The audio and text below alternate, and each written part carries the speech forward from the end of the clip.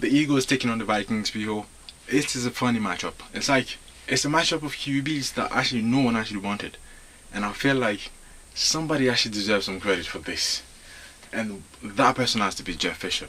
We've got to give credit to Jeff Fisher. Jeff Fisher is the reason this actually was able to happen. So, yeah, thank you, Jeff Fisher.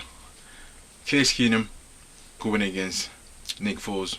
It's the type of story that Hollywood is perfect for Hollywood. It's like if you could write a script for a film, this will be it. And it's such an interesting story when you think about their journey in order to get to this point. But we're not actually here to romanticize about that. So let's put that aside. The Vikings against the Saints was one absolute amazing game. People are gonna shred Marcus Williams for his play, but it's one of those plays I don't think you can actually blame the kid when you think about it. In hindsight, I don't think Marcus Williams expected Stefan Diggs to actually jump for the ball. It's like the Seahawks didn't expect Malcolm Butler to jump the route and pick the ball. So it's a great play by either player. You can't really blame anyone. Stefan did exactly what any receiver would do, which is jump and catch the ball at his highest point, and he has done that. And by doing so, actually move his leg slightly out of the way. And I know it's funny when you look at the pictures. When he slow it down, you can see Marcus Williams try to shy away, but it's not. I don't think he didn't. I don't think that was his intention. He wanted to actually make a hit and make a play while the player was still on the ground, not in the air. But it didn't happen. You look forward to it. These Saints have a very good team. Drew Brees hopefully going to stay there. Alvin Kamara, Michael Thomas. You got Mark Ingram is not going anywhere. You got a big backfield that's very loaded in defensive talent. They're going to be alright. Onto the game itself.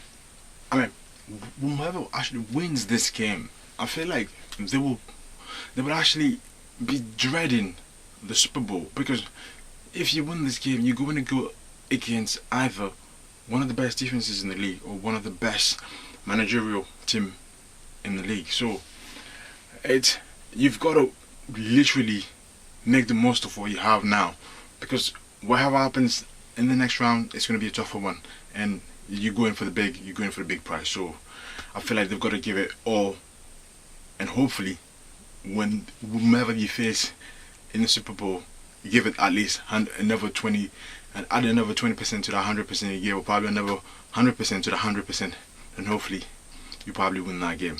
But I'm gonna have to go for it's gonna be a tough one. I'm gonna go for the Vikings to do business in this game.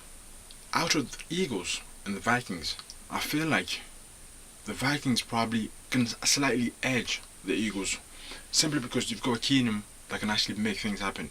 He showed it against the Saints. They also have a defense that is also loaded. You've got guys in there that can literally cover down the field, that can blitz, that play really well overall. But you shouldn't underestimate that Eagles defense. Honestly, you've got guys at the front, Derek Barnett, you got Fletcher Cox. These guys can actually play. Not to mention Ronald Darby as a cornerback as well. So overall, I'm going to side with the Vikings simply, like I said, down to the defense. Their defense, they played really well. They were able to stop Drew Brees at times throughout that game. And I'm talking about Drew Brees. This guy is an elite QB. But then their running game as well, the Saints running game didn't actually materialize in itself. So you're looking at the Eagles, you got at least two-headed monsters in Ajayi and LeGarrette Blount. You got other guys on the backfield as well that can actually make plays. But if these guys can't make anything happen, if the run game doesn't work, are you going to rely on Foles? I don't want to underestimate Foles, because I believe Foles and Keenum, both these guys actually deserve more credit for what they've done so far. Foles is one of those guys as well, because he hasn't played as much, you don't actually know what to expect from him. But if the game was on the line, will he be able to rise up and actually step forward and say, right, I'm going to take this game and then make it my own show?